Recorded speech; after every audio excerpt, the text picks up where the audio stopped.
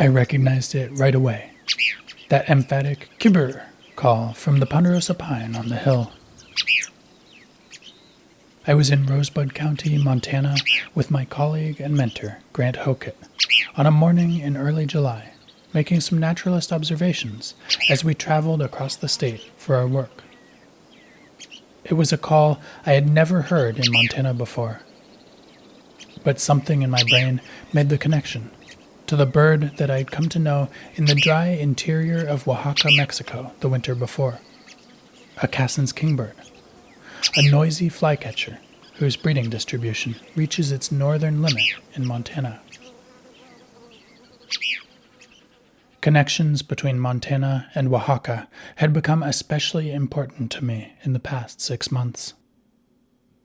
In January, Carito Cordero and I had met in Oaxaca and fallen in love. 2,000 miles away from her now, doing my summer fieldwork, the voice of the Cassin's kingbird helped me, in some small way, to bridge the separation. I pulled out my microphone and recorded.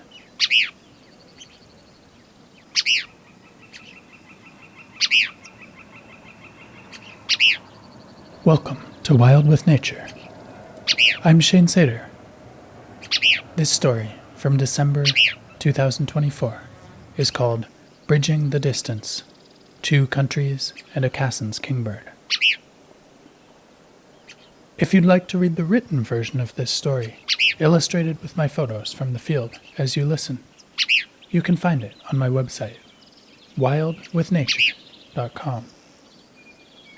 And now, let's continue with the story.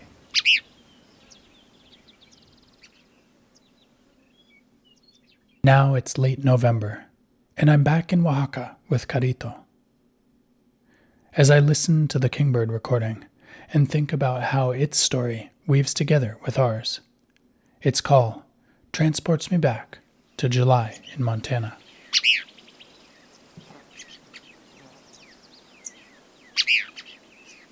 The Cassin's kingbird calls from the upper third of a large, lone ponderosa pine on a hill where sandstone outcrops mix with needle and threadgrass and other native prairie plants, lightly invaded by cheatgrass. Grant and I are at a transition zone between habitats, with prairie below us and open, dry ponderosa pine forest on the slopes above. The huge, luminous flowers of white prickly poppy dot the lower part of the slope. The pale green wash of silver sagebrush follows the draw, below the lone pine where the Cassin's kingbird continues calling. In this season when peak birdsong and nesting activity blurs into the dry heat of midsummer, all around us we hear the living, breathing, vocal fingerprint of this place. The patch of sagebrush is large enough to support a brewer's sparrow, trilling musically in the background. From the prairie below, I can make out the occasional songs of western meadowlarks. A scattering of western kingbirds and a couple of lark sparrows share the grassland pine transition with the Cassin's kingbird. An orchard oriole flits among a patch of skunkbush sumac and then lands in the ponderosa pine, singing. In the distance, I can pick out a few more birds of the pine forest, a western wood pewee and a northern flicker.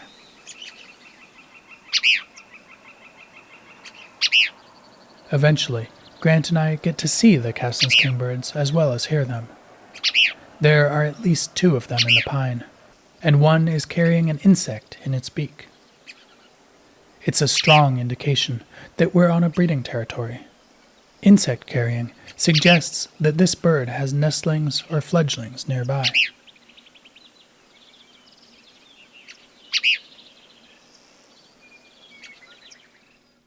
The hot summer wears on. The Montana sky surges with thunderstorms, then bouts of wildfire smoke. My field season wraps up. In mid-September, as songbirds migrate south across Montana in a tide and stop over in the chokecherries and cottonwoods to forage, I prepare for the upcoming transition from Montana to Oaxaca. Beyond excited to be with Carito again, but also feeling the weight of saying goodbye to friends and family, to Lake Helena, to the rivers and prairies and cottonwoods of my state, I write, do the songbirds feel nostalgia during the goodbyes of September? Or is it just me, asking myself about the inexorable turning of the seasons among the red, withered leaves of the dogwood and the juicy, black orbs of the chokecherries, where the birds stop for a moment or two on their way south? I ask myself if they, too, carry in their soul an impression of every place where they have lived and where they will live. I don't know, just that the fresh fall air touches me this way. My wings are laden with memories and hopes, and I continue ahead towards a future that I cannot know. On September 22nd, Montana birder Dalton Spencer observes 4 Cassin's kingbirds in southeastern Montana's Treasure County, the latest fall date they've ever been recorded in the state. In the ensuing discussion on Facebook, several birders point out that very few people have made fall bird observations in that part of Montana. Perhaps Cassin's kingbirds regularly linger later in the fall than we currently know, they suggest. 3 days later, following the southward trajectory of the kingbirds, I fly to Oaxaca. 3 weeks later, I meet the Cassin's kingbirds again. It's mid-October, and Carito and I are near the town of Tamazulapan del Progreso, in the interior of Oaxaca, among flowering cacahuate trees and fields of maíz criollo, bordered by walnuts and wild sunflowers.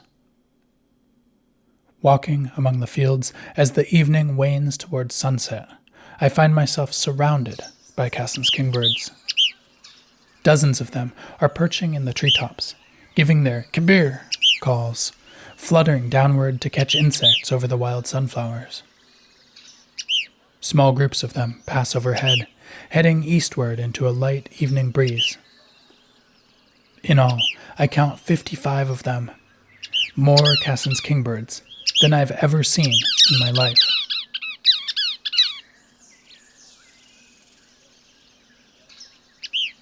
Here, we're close to the southern limit of the breeding range of this species. But the nesting season is long past now, and with such a concentration of kingbirds, I have little doubt that what I'm seeing is migration in action. Kingbirds from the northern 3/4 of the breeding range are vacating the Great Plains and the northern deserts to congregate here in central and southern Mexico. A few of them will push a bit farther south into the state of Chiapas. A handful may reach into Guatemala. I wonder if some of this evening's kingbirds spend the summer in Montana.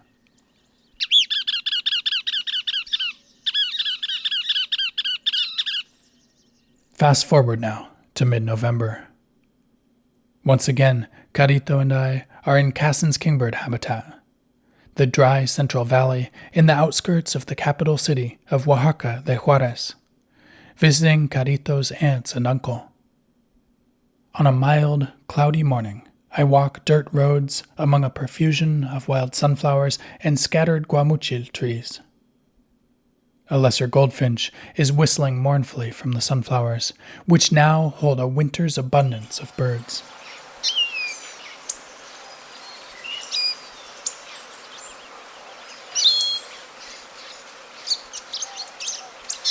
Many of them are migrants from the north, birds that I know from the Montana summer, funneled now between the Pacific Ocean and the Gulf of Mexico, concentrated in a wintering range that they share with many resident Oaxacan birds. Intent on foraging and avoiding predators, they show themselves in brief glimpses. Most of them call only rarely. The habitat here is a patchwork. The guamuchil trees and sunflowers mix with fields of corn, tomatillo, and cempasúchil. fields at a much more human scale than the fully industrialized agriculture that I'm used to in the US. I can hear a radio and the sound of hammering in the distance as carpenters add more and more houses to the patchwork. But the urban sprawl here is relatively diffuse, and the houses are house-sized, not the many thousand square foot mansions that dominate the sprawl around Montana's cities. This is a place with an obvious human presence, but one that nevertheless provides a lot of habitat for birds too.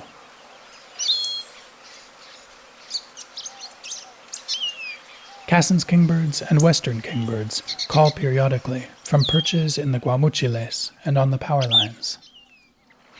They're sharing this winter habitat with two other close relatives, the tropical kingbird, a year-round resident, and the scissor-tailed flycatcher, a migrant from the southern Great Plains.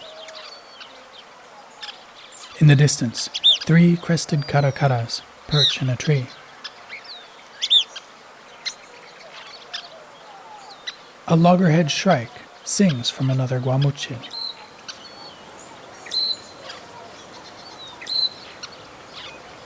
Until an American kestrel takes flight from a power pole along the road. She dives opportunistically at the shrike, forcing it to take cover among the branches. As birds like the Cassin's kingbird help me draw the connections between my special places in nature in the United States and those that I'm getting to know here in Oaxaca, I'm constantly checking range maps and learning new things about species I thought I knew well. The lesser goldfinches that are everywhere among the sunflowers today are year-round residents in this valley. Nevertheless, their calls transport me to the day in September when I heard these same calls in my mom's Missoula, Montana yard at the far northern edge of the lesser goldfinch lands.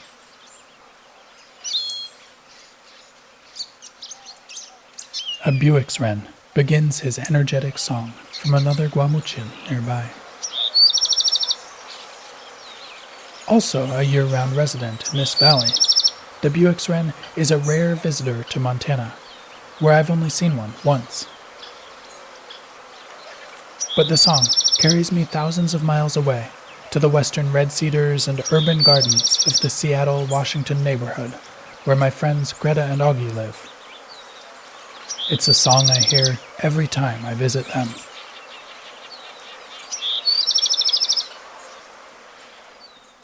A white-throated towhee begins calling as music swells in the background. This bird, too, is a full-time resident in this valley. Extremely common in the interior of Oaxaca, its distribution is limited to just a handful of states in southern Mexico. While the Buick's wren and the lesser goldfinch connect me to my special places and people far away, the white-throated towhee reminds me to also stay present here, in this unique place and moment.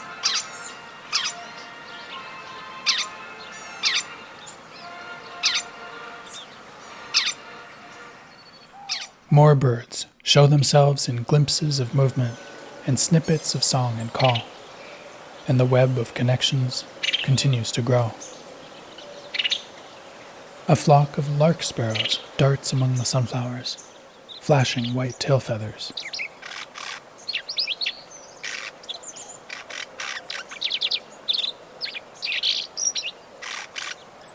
Like the Cassin's kingbirds, they take me back to those ponderosa pines and white prickly poppies of July in southeastern Montana, at the edge between forest and prairie.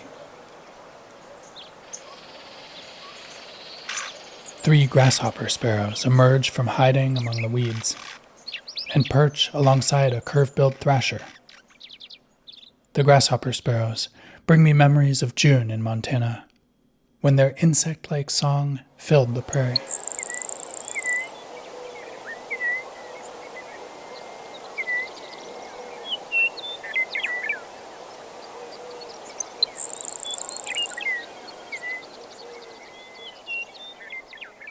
A Lincoln sparrow hiding behind a sunflower head, draws me a thread of connection to the willow thickets and beaver dams I know in Montana's mountains, where the song of this now silent bird was the heartbeat of summer.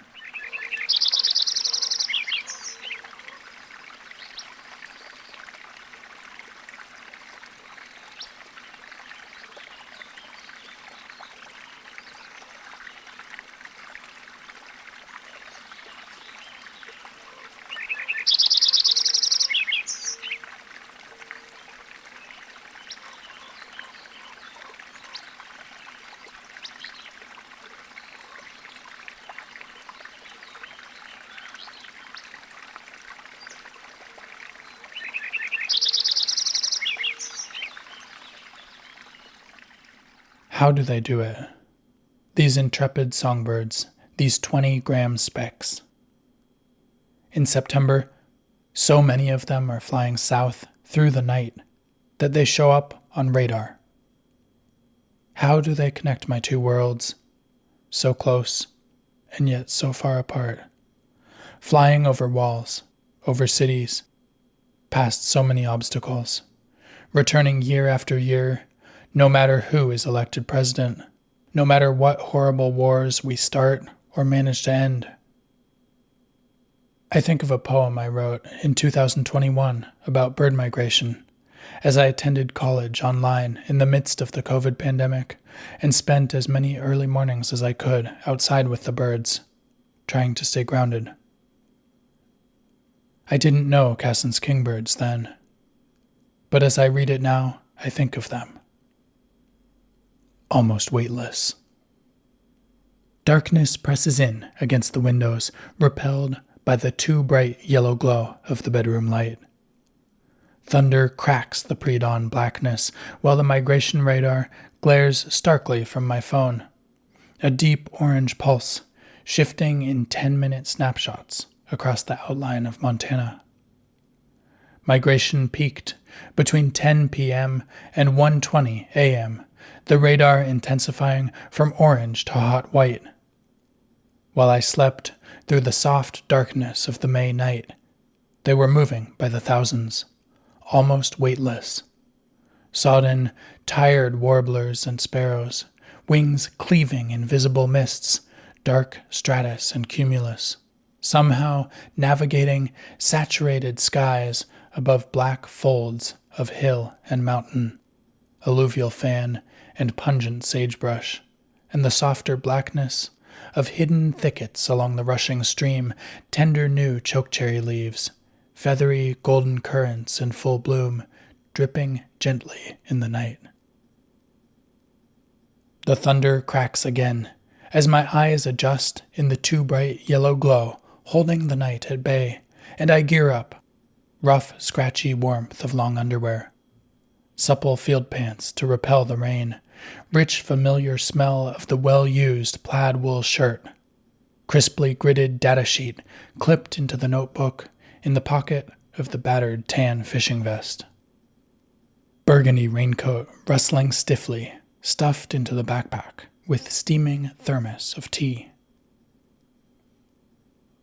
Then at sunrise, I stand in the saturated morning, feeling the cool, molded rubber of binoculars in my hands, camera case weighing down my hip, lightning flashing on the changing gray-green folds of hill and mountain to the west. The deafening melodies of the meadowlarks greet the morning all around me. Out with the notebook I scribble, reducing wonder to gridded data, but wonder remains as the distant sandhill cranes bugle like ancient musicians throbbing against tender green grasses.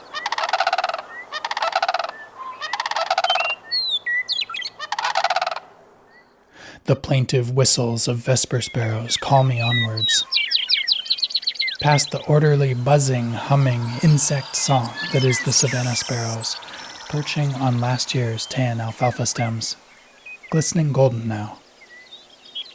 A light breeze picks up the morning sunlight, touching the brilliant green grasses.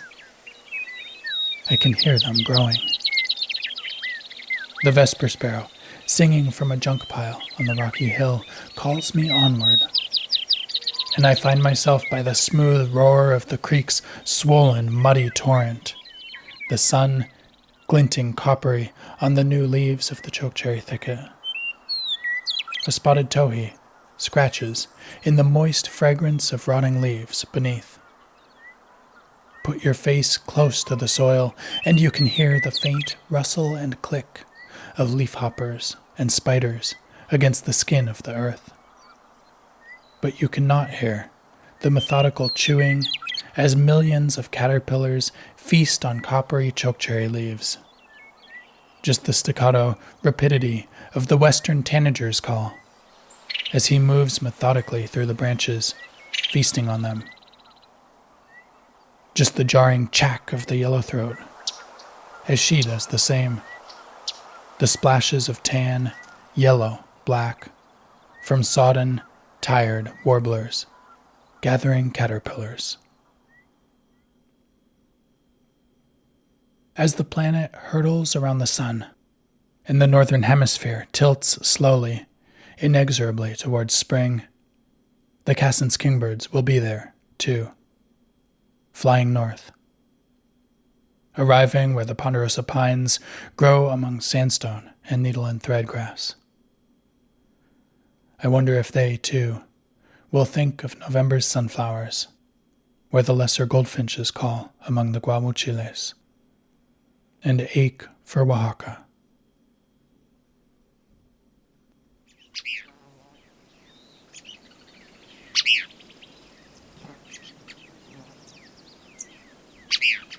Thanks for listening. This story, and the whole project of Wild with Nature, is possible thanks to the support of listeners like you. This support includes those of you who simply share this podcast with your families, friends, and communities. My collaborators and fellow naturalists who appear in these stories, and my supporters who give me the donations I need in order to continue. Many thanks to Manuel Cruzlet of the Oaxacan bird conservation nonprofit Tierra de Aves, and to Jay McGowan, who both give me permission to use the recordings they made of Cassin's kingbirds in Oaxaca. You can find out more about Tierra de Aves on their website, tierradeaves.com. Again, you can find the written, illustrated version of this story on my website, wildwithnature.com. There, you can also make a monthly donation through Patreon, or a one-time contribution in support of my work. Thank you. Until next time, get outside. And while you're out there, I invite you to think about the ways that the birds, the plants, all of the living beings that you know connect your life to the place where you live, to your loved ones, and to all of the places that you've ever lived and that you will ever live.